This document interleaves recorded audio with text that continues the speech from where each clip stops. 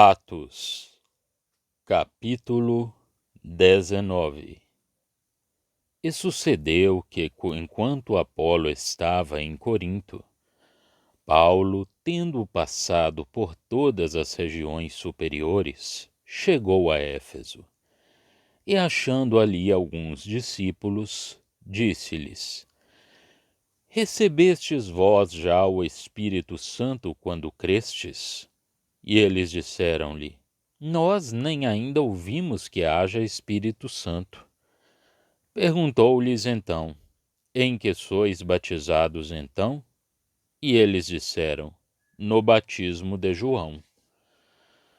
Mas Paulo disse: Certamente João batizou com o batismo de arrependimento, dizendo ao povo que cresce no que após ele havia de vir, isto é, em Jesus Cristo. E os que ouviram foram batizados em nome do Senhor Jesus. E impondo-lhes Paulo as mãos, veio sobre eles o Espírito Santo, e falavam línguas, e profetizavam. Estes eram ao todo uns 12 homens. E entrando na sinagoga, falou ousadamente por espaço de 3 meses, disputando e persuadindo-os acerca do reino de Deus. Mas, como alguns deles se endurecessem e não obedecessem, falando mal do caminho perante a multidão, retirou-se deles e separou os discípulos, disputando todos os dias na escola de um certo tirano. E durou isto por espaço de 2 anos, de tal maneira que todos os que habitavam na Ásia ouviram a palavra do Senhor Jesus, assim judeus como gregos. E Deus, pelas mãos de Paulo, fazia maravilhas extraordinárias, de sorte que até os lenços e aventais se levavam do seu corpo aos enfermos, e as enfermidades fugiam deles, e os espíritos malignos saíam. E alguns dos exorcistas judeus ambulantes tentavam invocar o nome do Senhor Jesus sobre os que tinham espíritos malignos, dizendo: Esconjuro-vos por Jesus, a quem Paulo prega. E os que faziam isto eram 7 filhos de Seva, judeu, principal dos sacerdotes. Respondendo, porém, o espírito maligno disse: Conheço a Jesus e bem sei quem é Paulo, mas vós quem sois? E saltando neles o homem que tinha o espírito maligno, e assenhoreando-se de todos, pôde mais do que eles, de tal maneira que nus e feridos fugiram daquela casa. E foi isso notório a todos os que habitavam em Éfeso, tanto judeus como gregos, e caiu temor sobre todos eles, e o nome do Senhor Jesus era engrandecido. E muitos dos que tinham crido vinham, confessando e publicando os seus feitos. Também muitos dos que seguiam artes mágicas trouxeram seus livros e os queimaram na presença de todos, e feita a conta do seu preço, acharam que montava a 50.000 peças de prata. Assim a palavra do Senhor crescia poderosamente e prevalecia. E cumpridas estas coisas, Paulo propôs, em espírito, ir a Jerusalém, passando pela Macedônia e pela Acaia, dizendo: Depois que houver estado ali, importa-me ver também Roma. Enviando à Macedônia 2 daqueles que o serviam, Timóteo e Erasto, ficou ele por algum tempo na Ásia. E naquele mesmo tempo, houve um não pequeno alvoroço acerca do caminho. porque um certo ourives da prata, por nome Demétrio, que fazia de prata nichos de Diana, dava não pouco lucro aos artífices, aos quais, havendo-os ajuntado com os oficiais de obras semelhantes, disse: Senhores, vós bem sabeis que deste ofício temos a nossa prosperidade. E bem vedes e ouvis que não só em Éfeso, mas até quase em toda a Ásia, este Paulo tem convencido e afastado uma grande multidão, dizendo que não são deuses os que se fazem com as mãos.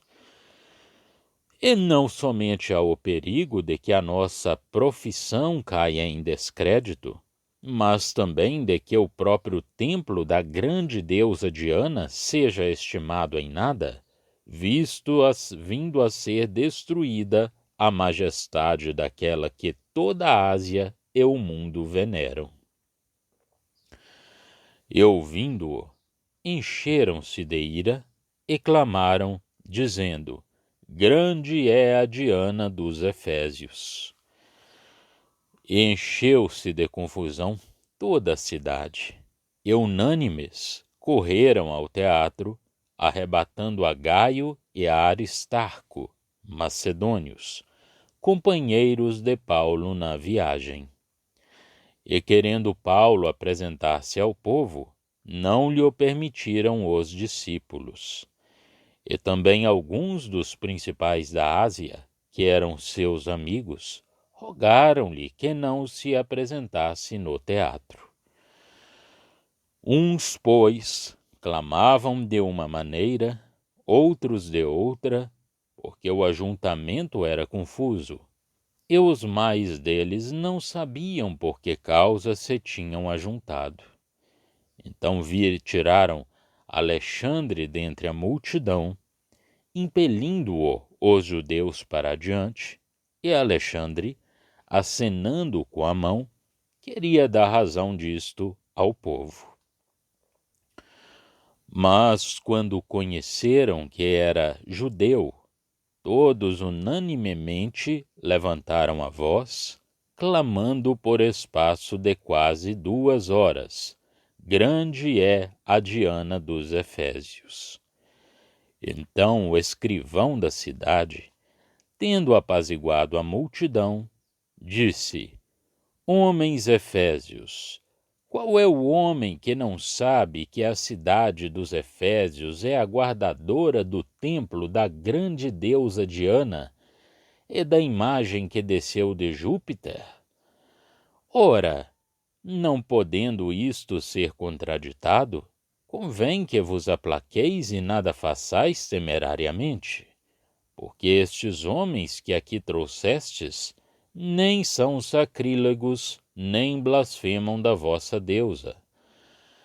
Mas se Demétrio e os artífices que estão com ele têm alguma coisa contra alguém, há audiências e há procônsules, que se acusem uns aos outros. E se alguma outra coisa demandais, averiguar-se-á em legítima assembleia. Na verdade, até corremos perigo de que, por hoje, sejamos acusados de sedição, não havendo causa alguma com que possamos justificar este concurso. E tendo dito isto, despediu a assembleia. Atos, capítulo 19.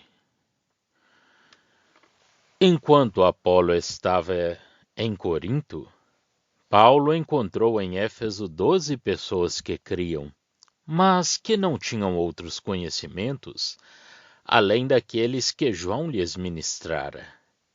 O seu batismo reportava-se aos ensinamentos de João.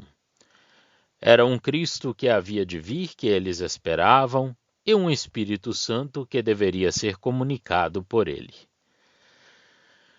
Ora, o batismo de João exigia o arrependimento, mas de maneira nenhuma saía do âmbito do judaísmo, embora abrindo uma perspectiva de coisas mais excelentes, que decorriam da soberania de Deus e seriam o efeito da vinda de Cristo. Mas esse batismo de João era um batismo de arrependimento para o homem sobre a terra, não significando a morte e a ressurreição.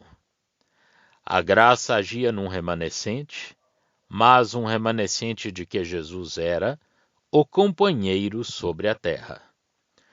O cristianismo, porque o pecado do homem foi posto plenamente em evidência, baseia-se na morte e na ressurreição. Era primeiro lugar na de Cristo, pela qual a redenção é efetuada, e em seguida na nossa morte, na nossa ressurreição com Cristo, de modo a colocar-nos nele e tal como ele, diante de Deus, numa vida sem pecado, e tendo uma vida de que a sua vida é a fonte, e sendo lavados de todos os nossos pecados no seu sangue. De fato, o batismo de João ensinava apenas o arrependimento neste mundo, para preparar os judeus para receberem a Cristo. Pelo contrário, o cristianismo ensina a eficácia da morte e da ressurreição de um Cristo rejeitado, em virtude da qual se recebia o Espírito Santo, o Paracleto descido do céu.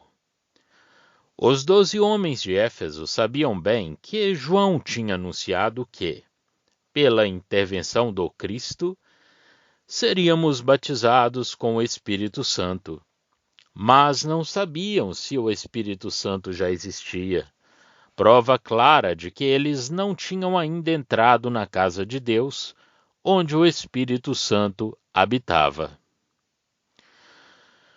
Paulo explica-lhes tudo aquilo de que as suas almas careciam, e eles são batizados em nome de Jesus. Em seguida, Paulo, na sua qualidade de apóstolo, impõe-lhes as mãos e eles recebem o Espírito Santo. Falam em línguas e profetizam. Importa que este poder do Espírito e aquele que dele é o instrumento se desenhem claramente diante dos nossos olhos. A capital da Ásia, isto é, da província romana deste nome, é a cena onde esta ação do Espírito é posta em evidência. Nesta cidade veremos desenvolver-se um poder que atua independentemente de todas as formas tradicionais e domina tudo o que o rodeia: o homem, o inimigo, a consciência. Um poder organizador que forma dele mesmo e para ele mesmo as instruções e o corpo que lhe convém. O poder da graça ativa tinha sido desenvolvido na obra de Paulo, desde Antioquia, e tinha se manifestado de diversas maneiras. Agora aqui, em Éfeso, temos pormenores sobre o estabelecimento formal da obra desta graça num grande centro. Durante 3 meses de paciência, o apóstolo anuncia Jesus à sinagoga e discute com os judeus, conscientes da força divina e da vontade e da verdade.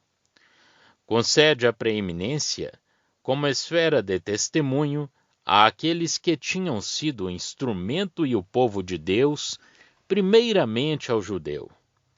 Já se não pode dizer, a salvação é dos judeus, mas sim, esta salvação é anunciada a eles primeiramente.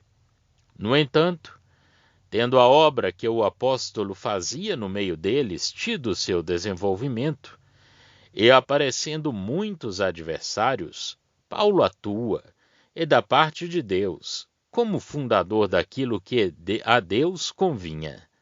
Separa os discípulos e discursa acerca do cristianismo na sala de um grego que tinha uma classe pública, e assim continua durante 2 anos, de modo que a doutrina foi espalhada por todo o país, quer entre os judeus, quer entre os gregos. Deus não deixa de prestar testemunho à palavra da sua graça, e o seu poder é desdobrado de modo notável em relação com a pessoa do apóstolo, que apresenta esse testemunho. As manifestações do poder de Satanás desaparecem diante da ação do poder libertador do Senhor. E o nome de Jesus é glorificado. A realidade da ação divina, confiada às mãos do apóstolo, foi demonstrado de modo impressionante. Por um lado, a fonte da libertação divina concedida ao homem na ação pessoal, positiva e real do Senhor. E por outro lado, a missão de Paulo e a fé como meio pelo qual esta força sobrenatural operava foram publicamente postas em evidência. Certos judeus querem servir-se dos nomes de Jesus e de Paulo como instrumentos de poder no seu próprio interesse. Versos 13 e seguintes. E sem fé, empregam o nome de Jesus, que Paulo pregava, como se esse nome encerrasse uma espécie de encanto. Mas o espírito mau, cujo poder era também verdadeiro e real, embora no seu gênero, tal como o do Senhor, que ele era forçado a reconhecer quando em exercício, sabia muito bem que não havia neles nem fé nem poder divino. Conheço Jesus e sei quem é Paulo, mas vós quem sois? Diz o espírito mau aos filhos de Seva. E o homem possesso se lançou sobre eles e espanca-os a todos. Relevante testemunho este prestado à ação do inimigo, mas glorioso testemunho prestado também, e ao mesmo tempo, à força superior que fazia parar essa ação quando o achava conveniente, à realidade da intervenção de Deus, que operava por intermédio de Paulo. Ora, quando Deus se manifesta, a consciência mostra-se sempre e a influência do inimigo sobre ela é anulada. O terror apodera-se então dos espíritos dos judeus e dos gregos, e vários daqueles que tinham crido trazem as provas das suas feitiçarias passadas e queimam seus livros. A poderosa ação do Espírito Santo mostra-se na decisão que ela própria produziu, na realização imediata e sem hesitação dos pensamentos e das resoluções tomadas nos corações. Não se tratava de longos arrazoados consigo mesmos. A presença e o poder de Deus tinham produzido os efeitos que lhes eram próprios. Todavia, os recursos do inimigo não estavam ainda esgotados. A obra de Deus estava feita, no sentido do estabelecimento do testemunho pela obra apostólica, e Deus enviava o seu servo para outra parte. Verso 21 e seguintes. Satanás agora, como faz habitualmente, suscita um tumulto, excita as paixões dos homens contra os instrumentos do testemunho de Deus. Paulo tinha já manifestado o desejo de deixar a Ásia, mas somente um pouco mais tarde. Tinha enviado à sua frente Timóteo e Erasto, tencionando ele próprio visitar a Macedônia e a Acaia, dirigindo-se dali a Jerusalém e depois a Roma. Portanto, o apóstolo fica ainda algum tempo na Ásia. Após a partida daqueles dois irmãos, que deviam preceder o apóstolo, Demétrio, o ourives, amotina o povo contra os cristãos. Irritado contra o evangelho, que abalava todo o sistema em que se assentava sua fortuna e que estava ligado a tudo aquilo que lhe dava a importância de que gozava, este instrumento de Satanás sabe atuar sobre as paixões dos artífices que trabalhavam no seu próprio ofício, fazendo pequenos santuários portáteis de prata da deusa Diana. O trabalho deles ligava-se a algo que toda a gente admirava, a algo que se apossara dos seus espíritos, a algo que tinha dado, havia longo tempo, a sua cor aos hábitos religiosos do país, e é motivo de grande conforto para os cegos de espírito que haja objetos de culto com esse caráter. Uma grande parte da influência que exercia esse ídolo sobre as massas populares não era grande é Diana, mas sim grande é a Diana dos Efésios. Além dos motivos especiais que dominavam Demétrio, havia tudo o que se passava em Éfeso o poder do inimigo entre os gentios. Os judeus, ao que parece, querendo aproveitar-se daquele estado de espírito do povo, tiram de entre a multidão um certo Alexandre e impelem-no para a frente. Talvez aquele que se tinha oposto a Paulo e que, por conseguinte, eles supunham que seria escutado pelos amotinados. Mas era o demônio da idolatria que agitava as multidões, e os judeus ficaram decepcionados na sua esperança. Então, ou os irmãos ou alguns dos asiarcas impedem Paulo de se apresentar no teatro.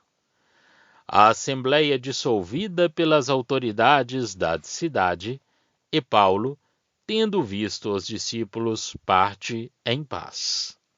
Ali, a sua obra estava acabada, e o evangelho estava implantado na capital da província da Ásia e mesmo em toda a região. A Grécia e a Macedônia já o tinham recebido. Faltava ainda visitar Roma. De que maneira deveria Paulo dirigir-se ali? É a questão que agora se impõe. Termina aqui a vida livre e ativa do apóstolo, tanto quanto nos foi dada a conhecer pelo Espírito Santo. Vida abençoada de uma fé quase sem igual, de rara energia que ultrapassou tudo o que já vimos em homens. Vida que, pelo poder divino que nela operava, produziu os efeitos mais queridos de Deus, através de obstáculos aparentemente intransponíveis, de toda espécie de oposição, no desprezo e na miséria, vida, enfim, que, como instrumento nas mãos de Deus, manifestou seu caráter na Igreja, dando-lhe existência. Esta vida tem produzido seus efeitos, apesar das duas religiões hostis que partilham o mundo civilizado, apesar de um sistema religioso que possuía a verdade, mas procurava sempre retê-las nos limites das tradições que concedem amplo lugar à carne, sistema que podia invocar a prioridade e o apoio dos hábitos dos apóstolos, nomeados pelo próprio Senhor. A Igreja, como Paulo previra, teria dentro em pouco retomado seus caminhos judaicos quando a energia do apóstolo lhe tivesse faltado. É necessário o poder do Espírito para subir mais alto do que a religiosidade da carne. A piedade não sai necessariamente desta, e o poder divino não é de forma alguma uma tradição. O poder é sempre o poder, sendo, portanto, independente do homem e das suas tradições, ainda que, por amor, o suporte. Assim, a carne retoma sempre o caminho das tradições e das formas, porque ela não é jamais poder nas coisas de Deus, embora, eventualmente, possa reconhecer o dever. Por conseguinte, ela não sobe ao céu, não compreende a graça, pode ver o que o homem deveria ser para Deus, sem, no entanto, ver nisso todas as consequências, se Deus é revelado, mas de modo nenhum pode ver o que Deus é para o homem na sua graça soberana. Lá, onde o Espírito tiver atuado, a carne guardará talvez a doutrina da graça como ortodoxa, mas nunca colocará a alma no gozo dessa graça. Foi esse regresso carnal a um espírito legal e tradicional, mais ainda do que as violências dos pagãos e o ódio dos judeus, que magoou o coração do apóstolo abençoado e fiel, e que foi a origem de todas as suas maiores angústias. Paulo teve, por graça, um caráter, ou antes, uma posição mais semelhante a Cristo do que nenhum outro sobre a terra.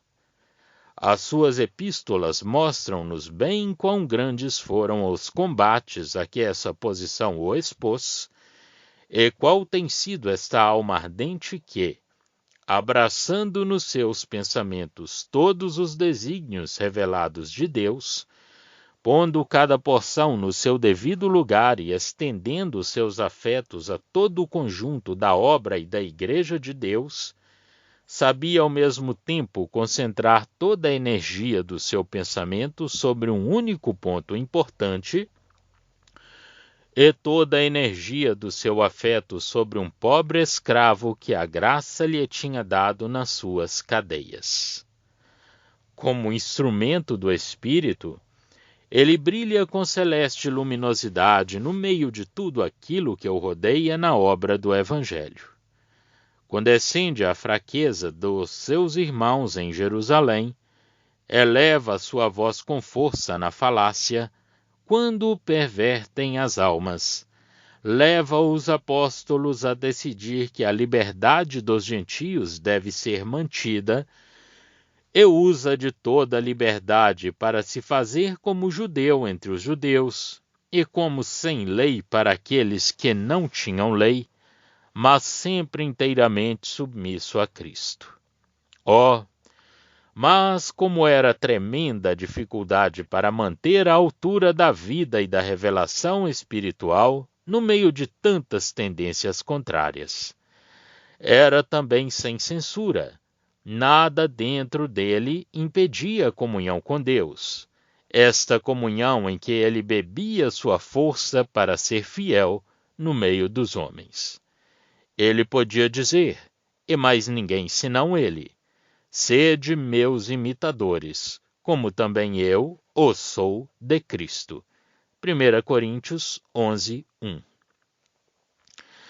Ele podia dizer, tudo sofro por amor dos escolhidos, para que também eles alcancem a salvação que está em Cristo Jesus com eterna glória. 2 Timóteo 2:10. Palavras como estas não estariam fora de lugar na boca do próprio Salvador, embora em sentido mais elevado, é evidente. Porque o Salvador trouxe para o próprio Paulo a cólera que teria sido a condenação eterna deste. Mas elas fazem sobressair a notável posição de Paulo como vaso do Espírito Santo, que dele se servia. Cumpro na minha carne, diz ele, o resto das aflições de Cristo, pelo seu corpo, que é a Igreja, da qual eu fui feito ministro, para cumprir a palavra de Deus. Colossenses 1, de 24 a 25. João, pelo seu íntimo conhecimento da pessoa de Cristo, nascido sobre a terra e filho de Deus, pôde manter esta verdade essencial e individualmente vital, mesmo no campo onde Paulo trabalhou. Mas era a porção de Paulo o ser o instrumento ativo da divulgação da verdade que salva a alma e que, pela fé, põe o homem arruinado em relação com Deus, comunicando todos os seus desígnios em graça. No entanto, Paulo era homem, embora fosse um homem maravilhosamente abençoado. A força intrínseca do judaísmo em harmonia com a relação deste com a carne é surpreendente. Com efeito, pelo que diz respeito ao resultado final, se o homem desce abaixo da graça, isto é, abaixo de Deus, então é melhor, pelo menos em certo sentido, que ele seja homem sob a lei, do que homem sem fé. É evidente que ele será uma coisa ou outra, mas entrando na ideia exclusiva do dever, o homem esquece Deus tal como ele é, porque Deus é amor. E Deus esquece também muitas vezes o homem tal como ele é, porque o homem é pecado. Se o homem reúne as ideias de dever e de pecado, a consequência é uma escravidão contínua, e é a esta ideia de pecado e do dever, juntando-lhe uma boa dose de ordenanças para aliviar a carregada consciência, que o cristianismo foi geralmente reduzido. Estabeleceram-se formas para criar a piedade ali, onde falta a comunhão. Revestiriam do nome de Cristo e da autoridade da chamada Igreja a existência real daquilo que, na sua realidade, se identifica com o princípio da graça soberana. Ver Efésios 5, 24.